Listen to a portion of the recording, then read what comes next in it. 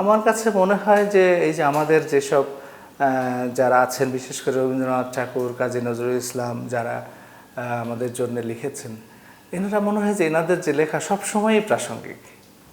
আমরা সেই কবে 60-70 বছর আগে যে গান শুনেছি, মনে হয় বিদ্রোহের গান, আমাদের যে কোনো আন্দোলন সংগ্রামে এই গানগুলোই আসলে ব্যবহৃত হচ্ছে, অনুপ্রেরণা দিচ্ছে। এবং তাদের গান গেয়েই সেই আন্দোলনও চলছে আর কি। সেই 52 থেকে শুরু করে 47, 52, 62, 69, 71 এরকম চলছে।